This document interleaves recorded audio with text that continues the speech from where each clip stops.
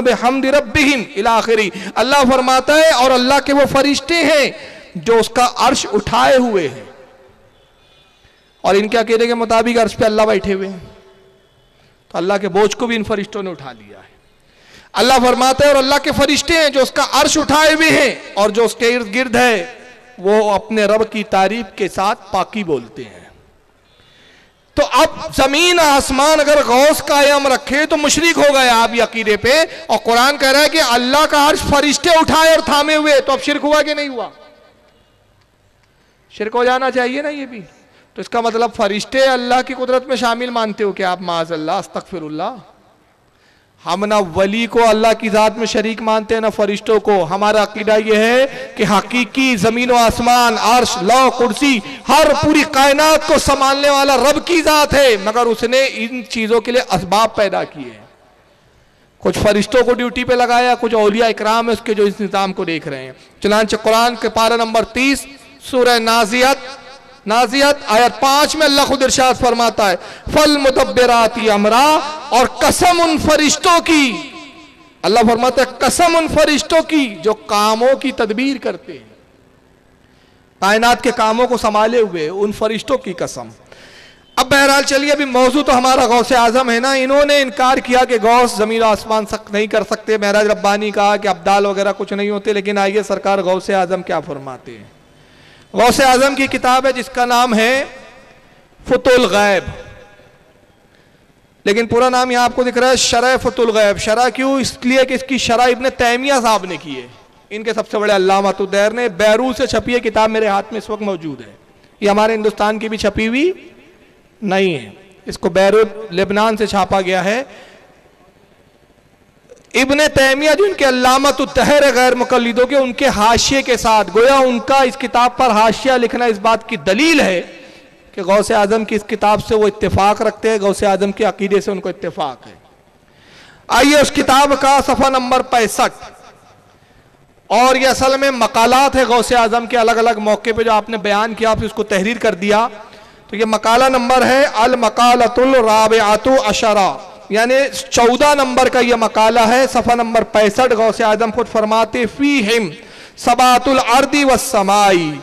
اللہ کے غوث اعظم کہتے ہیں کہ انہی اولیاء کے دم سے، انہی کے دم قدم سے زمین و آسمان کا نظام قائم ہے. زمین و آسمان کا نظام غوث پاک کہتے ہیں کس نے قائم رکھا ہے؟ انہی اولیاء نے. وقرار الموت والحیاء، اور انہی سے مردوں کو اور زندوں کو دونوں کو قرار حاصل ہے. یہ مردوں کا بھی قرار ہے، زندوں کا بھی قرار ہے. اذ جعلہم ملکہم اوتادا للارض التی دہا، اور فرماتے ہیں کیونکہ اللہ نے انہیں لوگوں کے لیے بنا دیا ہے، ان لوگوں کا مالک بنایا، لوگوں کا بادشاہ بنایا.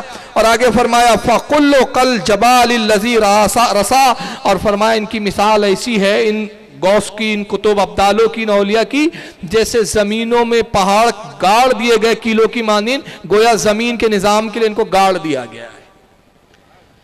تو غوث اعظم خود فرما رہے کہ زمین و آسمان کا نظام ان اولیاء سے قائم ہے. اب توصیف الرحمان صاحب تو کہہ رہے ہیں کہ کیوں ٹی وی والوں سے پوچھو کہ اگر غوث جو ہے دنیا اور زمین کا نظام قائم ہے تو اس کو بھی شرک نہ کہے، تو غوث اعظم مشرک ہو گئے.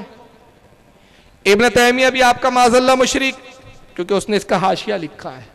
تو تمہارے عقیدے کے اندر کوئی بچا ہے مسلمان؟ یہاں سے وہاں تک سب مشرک ہی مشرک، کوئی نہیں بچا ہے.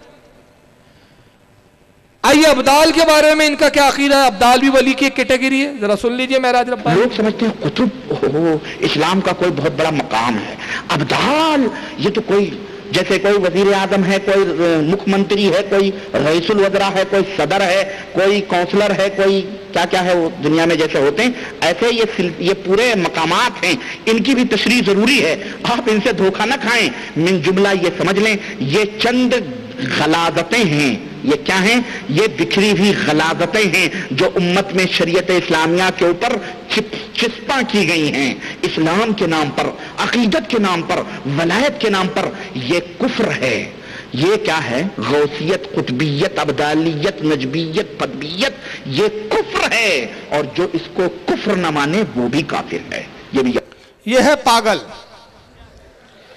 ایک طرف ابھی غنیمت الطالبین بتا رہا تھا، آپ نے دیکھا نا، ہم نے غوث پاک کو غنیمت الطالبین سے سمجھا. میں کہتا ہوں قسم خدا کی تو نے غنیمت الطالبین پڑھی بھی نہیں ہے، صرف روب جھاڑ رہا ہے تو دکھا کر. پڑھی ہوتی تو یہ جہالت نہیں بکتا. اب یہاں کہہ رہا ہے کہ جو غوث مانے، قطب مانے، ابدال مانے، وہ کفر ہے، کافر ہے.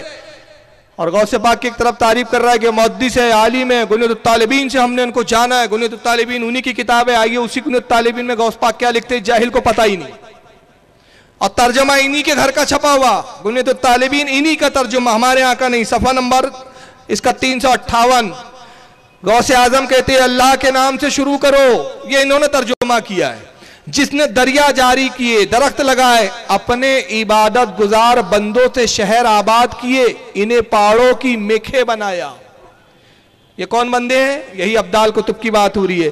جس کی وجہ سے زمین اپنے باشندگان کے لیے فرش کی طرح ہو گئی. یہ 40 منتخب ابدال حضرات ہے. غوث پاک کہتے ہیں اللہ نے ان کو پہاڑوں کی جیسے گاڑا ہے، ویسے زمین پر ان کو میخیں 1 کیلو کی طرح گاڑ دیا ہے. ان سے ہی زمین آباد ہے، انہی سے لوگوں کی زندگیاں کا دار و مدار ہے. کہتے ہیں 40 منتخب ابدال حضرات ہیں جو پروردگار کی پاکیزگی بیان کرتے ہیں، اسے شرکا سے پاک صاف گرداتے ہیں. یہی دنیا میں حاکم ہیں اور قیامت کے روز سفارش کرنے والے ہیں. دنیا کے بادشاہ یہ ہے، دنیا کا نظام یہ چلا رہے ہیں، قیامت میں سفارش یہ کریں گے. اس لیے کہ اللہ تعالیٰ نے انہیں کائنات کی مصلحت، تصرف و تدبر اور لوگوں کے لیے باعث رحمت پیدا فرمایا ہے. غوث پاک کہتے ہیں 40 ابدال کون ہیں؟ جو قیامت پہ سفارش کریں گے. دنیا کے یہ حاکم ہے اور اللہ نے کائنات میں تصرف اور تدبر کے لیے ان کو پیدا کیا. یہ کائنات میں تصرف کرتے ہیں، ان کا اختیار کائنات میں چلتا ہے. اور یہ کہہ رہا ہے جو ابدال غوث کو تم مانے وہ کافر. تو ایک طرف تو غوث پاک کو محدث بتا رہا ہے، دوسری طرف تو نے غنیمت الطالبین ہی نہیں پڑھی، ورنہ تجھے پتا ہوتا جاہل زمانہ کہ غنیمت الطالبین میں خود غوث پاک نے ابدال کا ذکر کیا ہے. آئیے حضرت خضر علیہ السلام کے بارے میں اس کا کیا رائے ہے اور غوث پاک کا کیا عقیدہ ہے وہ بھی دیکھتے چلیں. پہلے اس کا عقیدہ سنیں. خضر، ارے یہ خضر نہیں، یہ خضر کی شکل و صورت میں شیطان ہے جو تمہیں گمراہ کرنے کے لیے آیا. خضر علیہ السلام تو موسیٰ علیہ السلام کے دور ہی میں اللہ کو پیارے ہو گئے، چاہے موسیٰ سے پہلے یا موسیٰ کے بعد. المہم اللہ کے نبی تھے، اللہ تعالیٰ کے ہاں وہ پہنچ چکے. لیکن یہ خضر شیطان ہے، یہ کوئی نبی نہیں ہے، یہ خضر کوئی ولی نہیں ہے، یہ خضر شیطان ہے جو تمہیں شیطانی طریقے کی دعوت دیتا ہے. کہتے ہیں اب یہ خود روئے زمین کا سب سے بڑا جیتا جاگتا شیطان ہے. اس کے شیطان ہونے میں کوئی شک لگتا ہے آپ کو؟ مجھے تو پتہ نہیں، بولنا تو نہیں چاہیے، بول رہا ہوں. کتاب ہے میری قرین زندگی، آپ میں سے بہت سو نے پڑھی بھی ہوں گی. اس میں میں نے ایک حدیث کوٹ کی ہے کہ اللہ کے رسول کی حدیث ہے کہ جب کوئی مرد، اس سے مسئلہ بھی معلوم ہو اس لیے بتا رہا ہوں، اپنی بیوی سے ہم بستری کرے تو شیطان سے پناہ مانگے. اور اگر شیطان سے پناہ مانگے مطلب اعوذ باللہ من الشیطان الرجیم پڑھے. اور ایک دعا آئی ہے پوری دعا پڑھے. فرمایا جو شیطان سے پناہ نہ چاہے تو اس عورت سے شیطان بھی صحبت میں شامل ہو جاتا ہے. اور جو اولاد پیدا ہوتی ہے وہ نافرمان، بزرگان دین اور اولیاء کی گستاخ پیدا ہوتی ہے. میں نہیں اب کہتا، آپ سمجھ لو کیا ہوا ہوگا. ابا جان نے دعا نہیں پڑھی ہوں گی، یقیناً نہیں پڑھی ہے، ورنہ اتنا بڑا خبیث تو میں نے دیکھا ہی نہیں وہابیوں میں. کوئی ایک سے ایک وہابی دیکھے لیکن یہ جیتا جا کر اتنا بڑا ابلیس نہیں دیکھا. خضر علیہ السلام بعض علماء کے نزدیک نبی ہے اور بعض کے نزدیک موسیٰ علیہ السلام کے زمانے کے ولی ہے. یہ کہتا وہ شیطان ہے. کیوں؟ صرف شیطان اس لیے کہہ رہا ہے کہ صوفیہ اکرام کا عقیدہ ہے، اولیاء اکرام کا عقیدہ ہے کہ خضر کو موت نہیں آئی، اللہ نے قیامت تک کے لیے حیات عطا کی ہے ان کو. اور یہ اس پہ جھوٹ کیا کرتا ہے، وہ خضر علیہ السلام جو ہے وہ موسیٰ علیہ السلام کے زمانے میں مر گئے. تو اپنے امی کی پھر بول رہا ہوں اچھی اولاد ہے. تو میں نہیں بولتا، آپ سمجھ لے میرا مقصد کیا ہوتا ہے.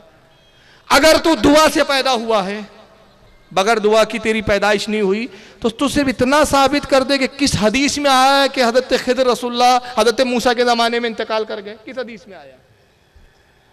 اس تعلق سے کوئی حدیث نہیں. حدیث ہوتی تو علماء میں اختلاف نہیں ہوتا. یہ ضرور ہے کہ علماء میں اختلاف ہے. بعض علماء مانتے کہ وصال ہو گیا، ان کی دلیل یہ ہے کہ کل نفس ذائقۃ الموت، ہر نفس کو موت کا مزہ چکھنا ہے. تو کہتے خضر کو بھی موت آئی ہوگی. بعض کہتے نہیں، اس آیت سے یہ ثابت نہیں ہوتا کہ وہ موت کا مزہ چکھ لیا. قیامت کے وقت ان پر بھی موت آئیں گی، ابھی حیات ہے۔ اور علماء کی اور صوفیاء کرام کی، جمہور علماء کی یعنی ایک میجورٹی اس بات کی قائل ہے کہ خضر علیہ السلام زندہ حیات ہے، اور یہی عقیدہ غوث پاک کا غنیۃ الطالبین میں بھی ہے۔ آئیے سرکار غوث اعظم غنیۃ الطالبین میں کیا کہتے ہیں؟ چھاپا انہوں نے رفع دین کے چکر میں، ایک رفع دین اور اتنی مصیبتیں کلے پڑی ان کے۔ اور غنیۃ الطالبین غوث پاک کی کتاب ہے، ہاں ہے نا، ہم بھی تو کہتے ہیں ہاں اسی پہ بات کرو۔ غنیۃ الطالبین اور اس کا صفحہ نمبر 426، سرکار غوث اعظم فرماتے ہیں حضرت ہمیں ہبت اللہ سے، احمد بن حسن سے، انہوں نے حسین بن عمران سے، انہوں نے ابو القاسم سے، انہوں نے ابو علی سے، انہوں نے احمد بن عمار سے، انہوں نے محمد بن مہدی سے، انہوں نے ابن جری سے، انہوں نے عطا سے، انہوں نے ابن عباس سے خبر دی کہ رسول اللہ کا ارشاد گرامی ہے۔ سبحان اللہ سبحان اللہ۔ غوث اقاق اپنے سے لے کر، اپنی ذات سے لے کر رسول اللہ تک سند بیان کی کہ یہ حدیث ہم سے انہوں نے بیان کی، یہ حدیث انہوں نے ان سے، انہوں نے ان سے، انہوں نے ان سے، یہاں تک فرمایا کہ عبداللہ ابن عباس نے اور ان سے رسول اللہ نے فرمایا بحر و بر والے یعنی حضرت الیاس اور حضرت خضر ہر سال مکہ میں جمع ہوتے ہیں۔ سبحان اللہ سبحان اللہ۔ یہ بولتا ہے ابلیس ہے، شیطان ہے، اور رسول اللہ کہہ رہے ہر سال آتے ہیں، مکہ میں جمع ہوتے ہیں۔ ابن عباس فرماتے کہ ہمیں یہ خبر پہنچی کہ ان میں سے ہر ایک دوسرے کا سر مونڈتا ہے اور دوسرے کو کہتا ہے کہو بسم اللہ ماشاءاللہ، بھلائی اللہ کی طرف سے ہے۔ سبحان اللہ سبحان اللہ۔ پھر دوسری سند بیان کرتے ہوئے غوث اعظم کہتے ہمیں حبت اللہ نے حسن بن احمد سے خبر دی، انہوں نے ابو طالب سے، انہوں نے اسماعیل سے، انہوں نے ابن عباس سے راوی، انہوں نے عبید اللہ ابن اسحاق سے، انہوں نے عبداللہ بن حسن سے، انہوں نے اپنے والد سے، انہوں نے ان کے دادا سے، انہوں نے حضرت علی سے۔ اور حضرت علی فرماتے ہیں کہ ہر یوم عرفہ کو میدان عرفات میں حضرت جبریل، میکائیل، اسرافیل اور خضر جمع ہوتے ہیں، سبحان اللہ سبحان اللہ۔ ہر یوم عرفہ میں جمع ہوتے ہیں۔ اور جبریل فرماتے ماشاءاللہ، جو اللہ چاہے اس کی مرضی کے بغیر کچھ نہیں کیا جا سکتا۔ خضر یہ جواب دیتے جو اللہ کو منظور ہو وہی کچھ ہوتا ہے۔ سبحان اللہ۔ تو غوث اعظم فرما رہے زندہ ہے، رسول اللہ کی حدیث کوٹ کر رہے کہ ہر سال آتے ہیں، مگر ان کا عجیب حال ہے، ان کی کھوپڑی میں نہیں آیا یہ کیسے مان لے کہ یار حضرت خضر زندہ، پھر ولیوں کی رہنمائی کی۔ اور کئی بزرگوں کی کتابوں میں خود غوث اعظم نے کئی اپنے واقعات بیان کیے کہ غوث اعظم سے خضر کی ملاقاتیں ہوئی ہیں۔ مخدوم اشرف جہانگیر سمنانی کی تربیت حضرت خضر نے فرمائی۔ ابراہیم ابن ادھم جیسے ولی کامل ہے جو غریب نواز کے دادا پیروں میں آتے، ان کی تربیت حضرت خضر نے فرمائی۔ حضرت مخدوم ماہمی آپ کے موجود ہے، حضرت خضر ان کے استاد ہیں، مخدوم ماہمیوں کو حضرت خضر نے پڑھایا ہے۔ وہ پتھر آج بھی موجود ہے، آپ نے تو دیکھا ہی ہے، اہل بمبئی ہے آپ، وہ پتھر آج بھی موجود ہے جس پر تشریف فرما ہو کہ حضرت خضر نے حضرت مخدوم ماہمی کو تعلیم دی ہے۔ یہاں سے وہاں تک سب خضر کی حیات کے بیان کرنے والے اولیاء ہے۔ اب ہم اولیاء کے قولوں کو چھوڑے اور اس شیطان کے قول کو مانے کہ حضرت خضر شیطان ہے اور مر گئے، تو شیطان و قذاب ہے۔ آئیے دوسری جگہ آپ دیکھیں، غوث پاک کی کتاب ہے، کل کی ایک بیان ہوا تھا گونڈی میں نے وہاں اس کا ذکر کیا تھا، آج میں اس کی دوسری ویڈیو دکھا رہا ہوں۔ یہ نعوذ باللہ من ذالک حضرت غوث پاک کا ایک قصیدہ ہے جس کا نام ہے قصیدہ غوثیہ، جو اس کے عقیدے کے خلاف ہے، کیونکہ پورا قصیدہ ایسا ہے غوث اعظم کہ اس میں غوث اعظم نے اپنی وہ فضیلت بیان کری کہ پوری وہابیت ختم ہو جاتی ہے اس سے۔ تو نتیجہ کیا ہوا؟ سیدھا انہوں نے کہا غوث پاک کا قصیدہ ہی نہیں ہے، بول دو۔ اب اس پہ ایک ویڈیو سن لیجئے اس کا۔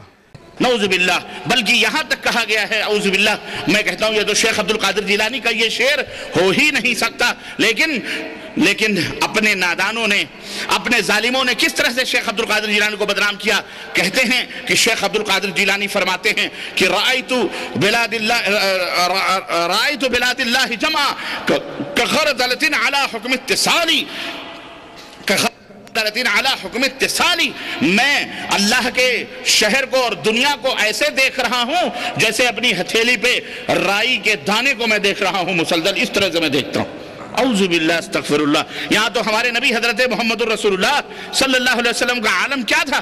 آپ صلی اللہ علیہ وسلم، اللہ کے رسول صلی اللہ علیہ وسلم کو اپنے پیٹھ پیچھے کا بھی علم نہیں تھا، اللہ کے رسول صلی اللہ علیہ وسلم کو دیوار کے پیچھے کا بھی پتہ نہیں تھا کہ اس کے پیچھے کون ہے، کیا کر رہا ہے، کیا نہیں کر رہا ہے کہ نہیں؟ کیا شبہ ہے ان کے ابلیس ہونے میں، ذرا بتائیے. اور میرا قصور یہی ہے کہ میں دونوں پہلو سامنے رکھتا ہوں. ابھی غوث پاک کے اس قول پر تو ہم بعد میں گفتگو کریں گے جو قصیدہ غوثیہ کا اس نے انکار کیا اور کہا کہ یہ غوث پاک کا شعر ہو ہی نہیں سکتا. کیوں؟ کیونکہ اس کے عقیدے سے میچ نہیں کھا رہا، تو انکار کر دو. یعنی کل معاذ اللہ کو یہ سمجھنے کی کوشش کریں گا اور اللہ سمجھ میں نہیں آیا تو بولیں گے خدا ہی نہیں دنیا میں. عقل کسوٹی ہے ان کی، نعوذ باللہ من ذالک. آئیے اس نے اس کے بعد رسول اللہ کی گستاخی کی، کہا کہ غوث اعظم کا شعر ہو ہی نہیں سکتا. غوث اعظم ایسی شرک کی بات کیسے کہہ دیں گے صاحب؟ یہ تو شرک کی بات ہو گئی کہ میں اللہ کے شعروں کو ایسے دیکھتا ہوں جیسے ہاتھ میں رائی کا دانہ رکھا ہوا ہو. بلکہ رسول اللہ کا تو یہ حال تھا کہ حضور کو اپنے پیٹھ کے پیچھے کا کچھ نہیں پتا تھا. حضور کو خود پتہ نہیں چلتا تھا کہ ان کے پیٹھ کے پیچھے کیا ہو رہا ہے. لیکن آئیے، یہ ان کا عقیدہ ہے، یہ اسلام کا عقیدہ نہیں ہے. میں ایک حدیث دکھا رہا ہوں، آپ درود شریف پڑھیں. اللہم صلی علی سیدنا و مولانا محمد معن الکرم و آلہ و بارک وسلم. صلاۃ و سلام علیک یا سیدی یا رسول اللہ صلی اللہ تعالی علیہ وسلم. یہ ہے صحیح بخاری، اور اسی لیے اب دل چاہتا ہے وہ شعر پڑھ دوں کہ بے عشق محمد پڑھتے ہیں یہ بخاری، آتا ہے بخاری ان کو بخاری نہیں آتی. یہ ہے صحیح بخاری، چھپی بھی انہی کے ہاں سے ہے. صحیح بخاری کی جلد نمبر 1 صفحہ 59، کتاب الصلاۃ، جلد 1 کتاب الصلاۃ صفحہ 59، حدیث نمبر 404. امام بخاری نے پوری سند بیان کی. حدثنا عبداللہ ابن یوسف قالنا مالکن عن ابی الزناد عن العرج عن ابی ہریرہ رضی اللہ تعالیٰ عنہ. اور سند بیان کرتے کہتے عبداللہ بن یوسف سے ہم تک یہ حدیث پہنچی، اور وہ کہتے ہیں کہ مالک نے کہا اور انہوں نے ابی زناد سے روایت کیا، انہوں نے العرج سے، امام عرج سے روایت کیا، اور وہ حضرت ابو ہریرہ سے روایت کرتے ہیں کہ ابو ہریرہ کہتے ہوئے روایت کرتے کہتے ہیں ان رسول اللہ صلی اللہ علیہ وسلم قال هل ترون قبلتی ہا ہنا. سبحان اللہ. کہتے ہیں کہ اللہ کے نبی نماز پڑھا رہے تھے، سرکار نماز میں پیچھے صفے لگی ہوئی آخری تک، تو کچھ صحابہ ادھر ادھر دیکھ رہے ہیں، اپنے کاموں میں مشغول ہے، داڑیاں کھجا رہے ہیں، ادھر دیکھ رہے ہیں. اور نبی کا رخ کس طرف ہے؟ قبلے کی طرف. قبلے کی طرف. اب دیکھیے میرا رخ آپ کی طرف ہے، میرے پیچھے جو بیٹھے علماء میں ان کو دیکھ سکتا ہوں، انہیں دیکھنا تو مجھے کیا کرنا پڑے گا؟ چہرہ پھیرنا پڑے گا.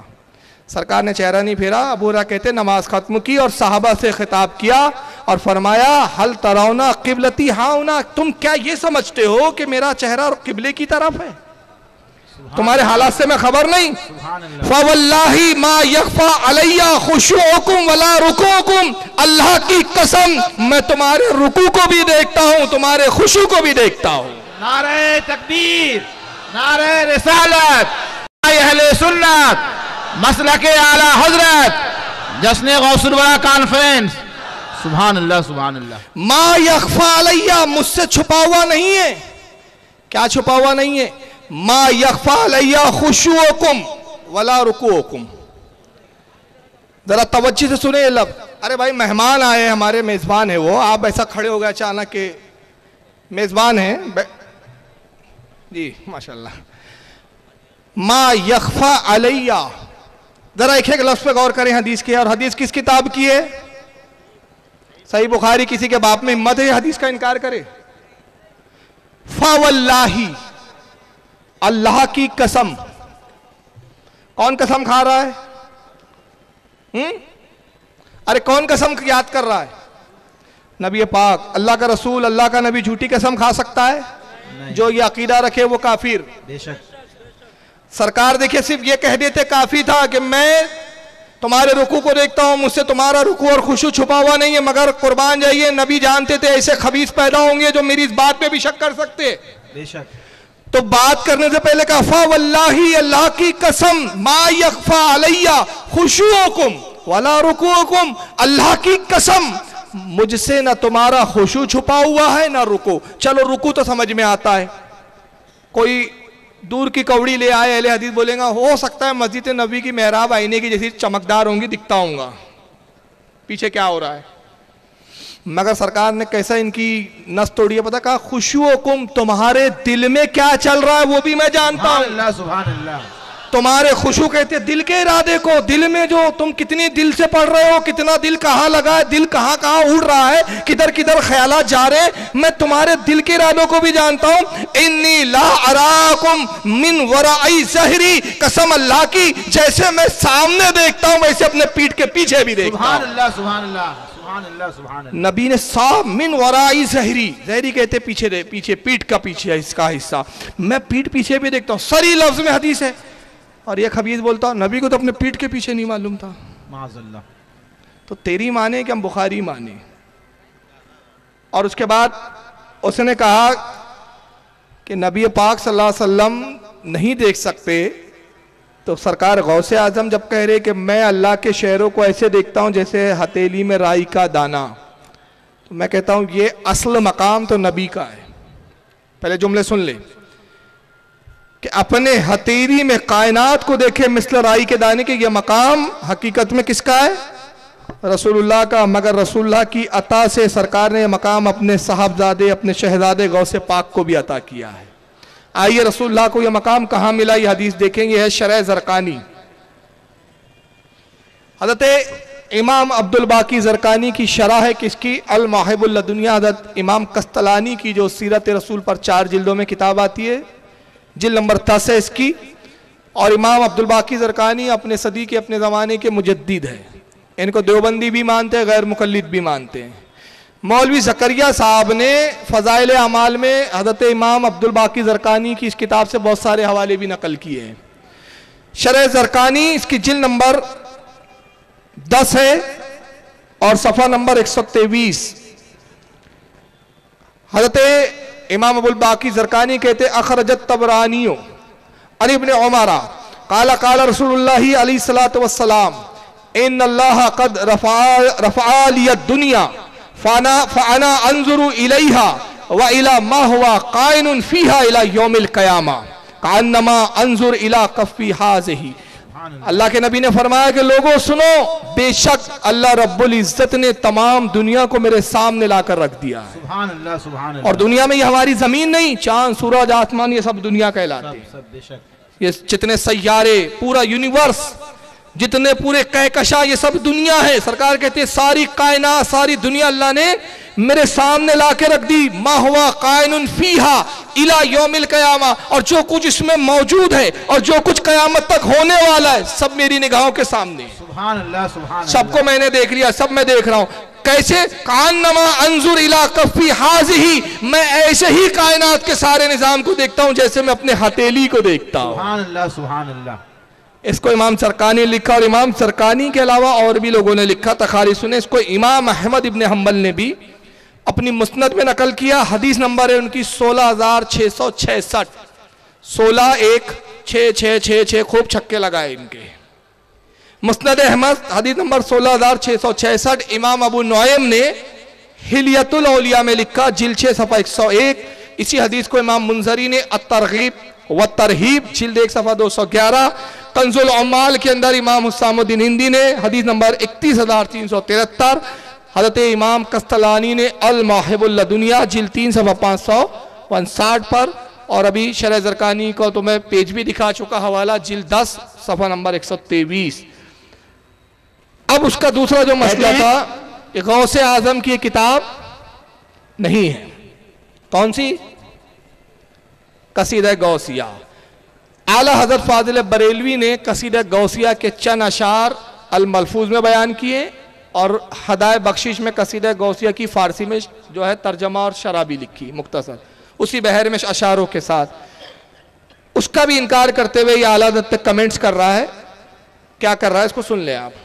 کہتے ہیں اور وہ جو نسب حضور کے صاحبزادے, احمد رضا خان صاحب لکھ رہے ہیں کہ اور وہ جو نسب میں حضور کے صاحبزادے اور نسبت میں حضور کے اعلیٰ جاہ کفش بردار ہیں, یعنی حضور سیدنا غوث اعظم, تو ان کا کیا فرمانا ہے, ان کا کیا کہنا ہے. وہ کہتے ہیں کہ نظرت الی بلاد اللہ جمعا کخردلۃ علی حکم اتصالی, یعنی میں نے اللہ کے تمام شہروں کو مثل رائی کے دانے کے ملاحظہ کیا ہے. جس طرح رائی کے دانے کو میں دیکھ رہا ہوں, اسی طرح پوری دنیا کو میں کیا کر رہا ہوں, میں نے دیکھا ہے. اور یہ دیکھنا کہ کسی خاص وقت سے خاص نہیں ہے کہ بس 1 بجے دیکھا تو 2 بجے غائب، یا 1:05 پہ دیکھا تو 1:06 پہ غائب، نہیں، علی حکم اتصالی، بلکہ علی الاتصال یہی حکم ہے، علی الاتصال یہی حکم ہے۔ ہمیشہ میں پوری دنیا کو اپنے ہتھیلی پہ جیسے رائی کا دانہ دیکھ رہا ہوں ایسے دیکھ رہا ہوں۔ اور فرماتے ہیں کہ ان بوبوتا عینی فی اللوح المحفوظ، میری آنکھ کی پتلی لوح محفوظ میں لگی ہوئی ہے، نعوذ باللہ۔ کہاں لگی ہوئی ہے؟ لوح محفوظ میں لگی ہے۔ اور لوح محفوظ کیا ہے؟ اس کے بارے میں اللہ تعالیٰ فرماتا ہے کل صغیر و کبیر مستطر، ہر بڑی چھوٹی چیز لکھی ہوئی ہے۔ اور اللہ فرماتا ہے ما فرطنا فی الکتاب من شیء، ہم نے کتاب میں کوئی شے اٹھا نہ رکھی۔ اور اللہ فرماتا ہے لا رطب ولا یابس الا فی کتاب مبین، کوئی تر ہو یا کوئی خشک چیز ہو ہم نے سب کچھ اس کتاب مبین میں نوٹ کر دیا ہے۔ تو جب لوح محفوظ کی یہ حالت کہ اس میں تمام کائنات، تمام دنیا، تمام کائنات روز اول سے روز آخر تک محفوظ ہیں، تو جس کو اس کا علم ہو بے شک اسے ساری کائنات کا علم ہوگا۔ سمجھ رہے ہیں یہ کیا ہے؟ یہ اتنا دعویٰ تو حضور صلی اللہ علیہ وسلم نے بھی کیا ہو۔ اور شیخ عبد القادر جیلانی بیچارے اللہ انہیں جنت سے معمور فرمائے۔ دیکھیں شیخ عبد القادر بیچارے، یہ پتہ نہیں کس کی اولاد ہے، اللہ جانے، وہ بیچارے ہیں، اللہ ان کو جنت سے مارے، یعنی معاذ اللہ گناہ گار ہے جیسے، نعوذ باللہ۔ انداز لگا اس کا لب و لہجہ کتنا گندا ہے، سنیے یہ کیا ہے؟ یہ اتنا دعویٰ تو حضور صلی اللہ علیہ وسلم نے بھی کیا ہو۔ اور شیخ عبد القادر جیلانی بیچارے اللہ انہیں جنت سے معمور فرمائے، اس طرح کا کفریہ دعویٰ کر سکتے؟ ان کی آج بھی کتابیں موجود ہیں، اور میں چیلنج کرتا ہوں آج بھی شیخ عبد القادر جیلانی رحمت اللہ علیہ کی کتابیں لکھی ہوئی دنیا کے اندر موجود ہیں۔ مجھے ان کے یہ بیانات ان کی کتابوں سے دکھا دو بے شرمو، اور پھر تمہیں میں کہہ دوں گا پھر مناؤ 11ویں، تمہارے لیے جائز، دکھاؤ۔ اچھا یہ عجیب پگلی بات ہے کہ اگر وہ کتاب دکھا لو تو 11ویں کیسے جائز ہو جائیں گی؟ ابھی ناجائز کیوں ہوگی؟ کتاب نہیں ہے تو اگر مان لے کتاب نہیں ہے وہ ناجائز کیسے ہو گئی 11ویں؟ اور کتاب دکھا دیا تو 11ویں کیسے جائز ہو جائیں گی؟ یہ عجیب منطق ہے۔ بہرحال یہ بڑے جوش میں کہہ رہا ہے کہ بے شرمو وہ کتاب دکھاؤ، کتاب میرے پاس ہے لیکن کہاں دکھاؤں؟ اور یہ جو نسخہ میرے پاس ہے یہ چھپا ہے 1392 ہجری کا، 1392، جب میں پیدا نہیں ہوا تھا تو اس سے پہلے کا ہے، 44 سال ہو گئے اس کو میرے پاس جو ہے، یہ میرے والد کا خریدا ہوا ہے، 1392 ہجری کا ہے۔ اور اس میں قصیدہ غوثیہ موجود ہے، اس کے علاوہ اور بھی نسخے، قلمی نسخے بھی موجود ہے، عکسی نسخے بھی موجود ہے، جو میں دکھانے کے لیے تیار ہوں، مگر یہ بے غیرت ملیں گا کہاں؟ اس کا چیلنج ہمیں قبول ہے، مگر یہ قیامت تک نہیں آئے گا، کیونکہ یہ سعودیہ کی ریالوں پہ پلنے والا وہاں کے ٹکڑوں پہ بیٹھا ہوا ہے۔ اب بہرحال یہ قصیدے سے اس کو انکار اس لیے کہ غوث پاک نے اس میں بہت سارے باتیں اور اشعار ایسے لکھے ہیں کہ جو اس کے عقیدے کے خلاف ہے۔ آئیے میں اس میں سے چند اشعار سنا رہا ہوں، اور وہ اس لیے سنا رہا ہوں کہ غوث اعظم کا مقام آپ زبان غوث اعظم سے خود سماعت فرما لیں۔ سرکار غوث اعظم میں چند اشعار کہہ رہا ہوں ورنہ اس کا قصیدہ کافی طویل ہے۔ کہتے سقان الحب قاسات الوصالی فقلت لخمرتی نحوی تعالی، کہتے ہیں کہ میرے رب نے، میرے ساقی نے مجھے محبت کے جام بھر بھر کے پلائے، تو میں نے محبت کے جاموں سے کہا کہ میری طرف اور آؤ۔ بس 5 منٹ میں ختم کر رہا ہوں، ادھر توجہ دے، اب اختتام کی طرف میں بڑھ رہا ہوں۔ غوث اعظم کہتے ہیں میرے رب نے مجھے محبت کے جام بھر بھر کے پلائے، اور میں نے اپنی شراب سے، اپنی محبت کے ان جاموں سے کہا کہ میری طرف اور چلے آؤ۔ فرمایا وَوَلْعَانِي عَلَى الْأَقْطَابُ جَمَعَ فَحُکْمِي نَافِذٌ فِي كُلِّ حَالِ، اور تمام اقطاب جتنے جمع ہیں، جتنے اقطاب ہیں اور ہوں گے، سب پر میرا حکم نافذ ہے، کیونکہ میں ان سب اقطابوں کا سردار ہوں۔ نظر تو الہ بلاد اللہ جمع تخر دلالتین علی حکم اتصالی، میں اللہ کے شہروں کو ایسے دیکھتا ہوں جیسے میرے ہتھیلی میں رائی کا دانہ رکھا ہوا ہوں۔ وَلَوْ أَلْقَيْتُ سِرِّي فَوْقَ مَيْتٍ لِقَامَ بِقُدْرَةِ الْمَوْلَى تعالی، اور اللہ نے جو مجھے اپنے راز ظاہر بتائے ہیں، رازدار بنایا رب نے اپنے رازوں کا، اگر میں اپنے رازوں کو موت میت پر مردے پر ظاہر کر دوں تو وہ اللہ کی قدرت سے زندہ ہو جائے. مریدی لا تکف واشن فعنی عزوم قاتل عند القتاری. اے میرے مرید کسی سے خوف مت کھا, کسی سے ڈر مت, میری تلوار بڑی تیز ہے اور میں دشمن کو خوب قتل کرنے والا ہوں. تو میرا مرید ہے, ڈرتا کیوں ہے؟ مریدی لا تخف اللہ ربی اتانی رفعت نلت المنالی. اے میرے مرید خوف نہ رکھ, خوف زدہ نہ ہو, اللہ میرا رب ہے اور میرے رب نے مجھے بڑی بڑی نعمتیں عطا کی ہے. سبحان اللہ سبحان اللہ. انا الجیلیو محی الدین اسمی, میں جیلان کا رہنے والا ہوں, محی الدین میرا نام ہے. وعلامی علی راس الجبالی, اور تمام روئے زمین کے اولیاء میرے غلامی میں ہیں, میں سب کا سردار ہوں, سب کی گردنوں پہ میرا قدم ہے. وعبد القادر المشہور اسمی, میرا مشہور نام عبد القادر ہے. وجدی صاحب العین الکمالی, میرے نانا میرے جد نبی پاک صلی اللہ تعالیٰ علیہ وسلم ہے سبحان اللہ. جو صاحب کمال ہے. اچھا ہاں, تو خیر ایک دو چیزیں رہ گئی ختم. تو بہرحال یہ غوث پاک کا قصیدہ الحمدللہ موجود ہے, لیکن جو ان کی کھوپڑی میں نہ آئے وہ انکار کر دیتے ہیں. جنید بغدادی کو جانتے ہیں آپ کون تھے؟ غوث پاک کے دادا پیر. یہ جنید بغدادی پہ کمنٹس کرنے چلے ہیں, چوٹی چلی ہے شیر سے لڑنے, یہ بول سکتا ہوں میں, یا بکری چلی ہے شیر سے لڑنے کے لیے. جنید بغدادی غوث پاک کے دادا پیر, انہوں نے ایک جملہ کہا اور میں غوث پاک کا پھر اس پہ عقیدہ پیش کروں گا, پہلے اس کے جملے سن لیجئے. جنید بغدادی جو بہت ہی آسمان ولایت کے معروف اور مشہور ولی ہمارے ملکوں میں شمار کیے جاتے ہیں, اور جن کے قصے اور کہانیاں یہ ہمارے اس دور کے مجدد بدعت و کفر, امام اہل بدعت, جنہوں نے اپنا لیبل اہل سنت لگایا ہوا ہے, ملفوظات ہے یہ ان کی مکمل, جس کے اندر ان کا ذکر خصوصی آیا ہوا ہے. اسی طرح سے وہ جھوپڑ پٹیوں میں نل پر پانی بھرنے والی عورتیں نہیں ہوتی ہیں تو پانی بھرنے کے لیے لڑتی ہے, ہمارے یہاں ناگپور میں اس کو چرکٹی عورتیں بولتے ہیں, کچ کچ کچ کچ کرتی ہے, جو مطلب خوب جھگڑا لڑیں گی, محلے میں بدنام ہوتی ہے ایسی کچھ عورتیں, جو یہ انہی کیٹیگریوں میں سے ایک ہے. اب اعلیٰ حضرت نے لکھا ہے تجھ میں ہمت ہوتی تو اس کا رد علم سے کرتا, لیکن مجدد دین بدعت, اعلیٰ حضرت کو بول رہا ہے, مجدد خرافات, یہ بول کے کیا فائدہ, تیری اوقات نہیں ہے. کسرے مینار رسا بہت بلند کافی ہے, تم اس کے پہلے زینے پہ چڑھ کے بتلا دو, فتاوی رضویہ کرامت ہے, ہدایت بخشش پڑھ کے دکھلا دو. تیری اوقات کہاں ہے اعلیٰ حضرت سے بات کرنے کی؟ مجدد دینوں, تیری اوقات نہیں ہے. تیرا پالا رضا کے غلاموں سے نہیں پڑھا ہے ابھی, تو اپنے 4x4 کے کمرے میں خوش ہے. اب جس بات پہ اعلیٰ حضرت پہ کمنٹس کر رہا ہے, جو بات اعلیٰ حضرت نے الملفوظ میں لکھی جنید بغدادی کے حوالے سے, وہی بات غوث پاک نے لکھی, اور غوث پاک کے بارے میں کہہ رہا ہے اللہ کے ولی ہے, محدث ہے.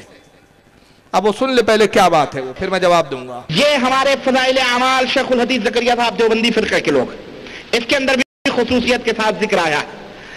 میں بتاؤں گا, ابھی رہنے دیں, اس گند کو ابھی میں کھولوں گا بعد میں, پہلے سنیں. جنید بغدادی کیا کہتا ہے؟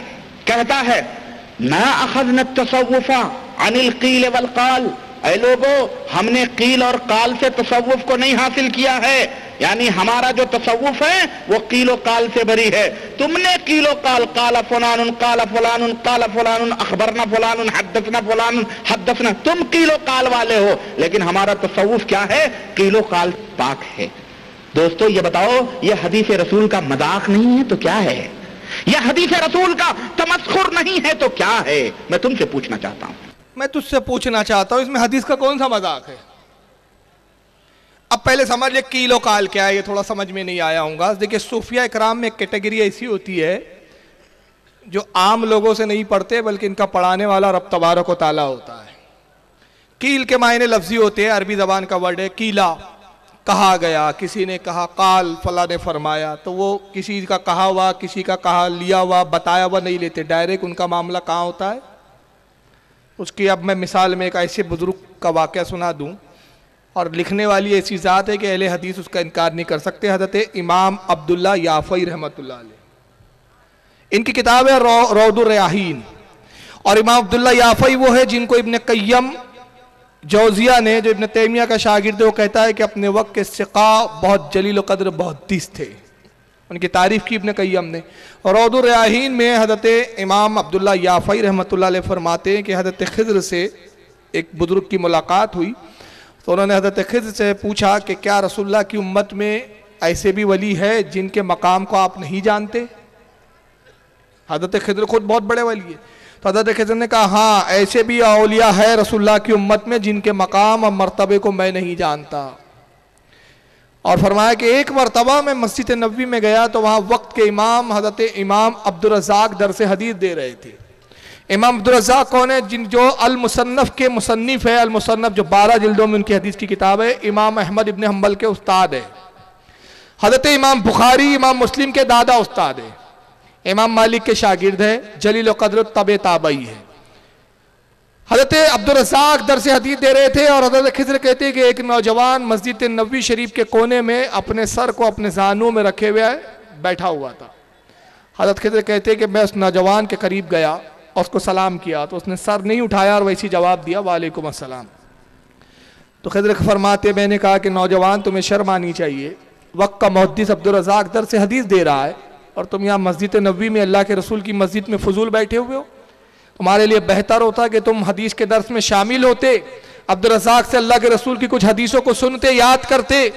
تو اس نے ابھی بھی سر نہیں اٹھایا اور اس کے بعد بغیر سر اٹھائے ہوئے کہتا ہے کہ جائیے اپنا کام کیجئے، وہاں وہ ہے جو عبدالرزاق سے حدیثیں سن رہے ہیں. جملے کیا تھے اس کے؟ وہاں وہ لوگ بیٹھے ہیں جو عبدالرزاق، رزاق اللہ کا نام ہے، یعنی اللہ کے عبدالرزاق یعنی اللہ کے بندے، رزاق کے بندے، وہ عبدالرزاق سے حدیثیں سن رہے ہیں اور یہاں وہ بیٹھا ہے جو رزاق سے حدیثیں سنتا ہے. سبحان اللہ سبحان اللہ. اس کو عبدالرزاق کی حاجت نہیں. حضرت خضر کہتے ہیں میں چوک گیا. میں نے کہا اچھا ذرا بتاؤ میں کون ہوں؟ تو خضر کو ہر کوئی نہیں پہچان سکتا. اگر اس مجلس میں آ جائے تو آپ اور میں نہیں جان سکتے حضرت خضر ہے، کوئی نہیں جان سکتا. تو کہا بتاؤ میں کون ہوں؟ تو اس نے نگاہ اٹھائی، ایک نگاہ دیکھا، نگاہ پلک جھپکا کے ہٹایا اور کہا کہ اگر فراست المومن حق ہے تو اب اللہ کے نبی خضر ہے. پہچان لیا. حضرت خضر فرماتے میں اور متعجب ہوا. پھر میں نے اس کے مقام ولایت کی طرف توجہ کی کہ اس کا ولایت میں کیا درجہ ہے، قطب ہے، ابدال ہے، غوث ہے، کیا ہے. کہتے قسم خدا کی مجھے اس کی ولایت کی ابتدا تو نظر آئی، انتہا نظر نہ آئی. تو میں یہ کہہ کر ہٹ گیا کہ رسول کی امت میں ایسے بھی ولی ہے جن کے مقام کو میں نہیں جان سکتا. سبحان اللہ سبحان اللہ.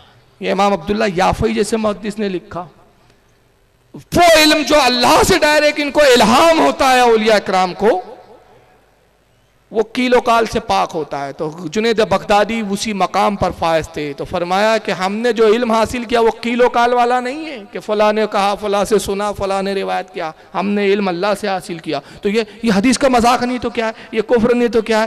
تجھے کچھ پتہ ہوتا نہیں ہے غوث اعظم کو خاموخواہ تم اپنے فرقے میں کھینچنا چاہ رہے ہو. تمہیں معلوم ہے غوث پاک کا عقیدہ کیا ہے؟ آئیے سنیے غوث اعظم کی کتاب فتح الغیب، شرح الفتح الغیب، ابن تیمیہ کے حاشیے کے ساتھ. اسی کتاب کا صفحہ 188 المقالۃ الخامسۃ والسبعون یعنی 75 نمبر کا یہ مقالہ ہے جس میں غوث اعظم خود وہی جملے لکھے ہیں جو جنید بغدادی کے سرکار غوث اعظم کہتے وَالتصوف لَيْسَ أُخِذَ عَنِ الْقِيلَ وَالْقَالِ. فرماتے تصوف کیلو کال سے نہیں لیا گیا ہے. اس نے کہا اس نے کہا اس سے تصوف نہیں لیا گیا بلکہ کہاں سے لیا گیا؟ وَلَكِنْ أُخِذَ عَنِ الْجُوءِ وَقَطْعِ الْمَالُوفَاتِ والمستحسنات. فرمایا کہ ہم نے تصوف بھوک سے، پسندیدہ اور محبوب چیزوں کے چھوڑنے سے حاصل کیا ہے. سبحان اللہ. ہم نے ترک دنیا سے تصوف حاصل کیا. اور پھر آگے فرمایا وَالتصَّوْفُ مَبْنِيٌ عَلَى 80 خصال. کہا کہ تصوف چند چیزوں پر قائم ہے، 7 چیزوں پر. اس میں السخا یعنی سخاوت، لے سیدنا ابراہیم علیہ السلام یعنی ابراہیم علیہ السلام کی طرح سخاوت. وردا لے عیسیٰ علیہ السلام، اللہ سے رضا راضی ہونا عیسیٰ علیہ السلام کی طرح ہو. والصبر لے ایوب علیہ السلام، والاشارت لے زکریا علیہ السلام، صبر ایوب علیہ السلام کی طرح اور اشارہ زکریا علیہ السلام کی طرح. آواز کیوں بدل گئی؟ بس 5 منٹ میں تو ختم ہو رہا ہے بھائی. वल-इशारतु लिज़करिया अलैहिस्सलाम, यानी हज़रत ज़करिया अलैहिस्सलाम की तरह इशारा, यानी अल्लाह की इशारों पर चलना, अमल करना।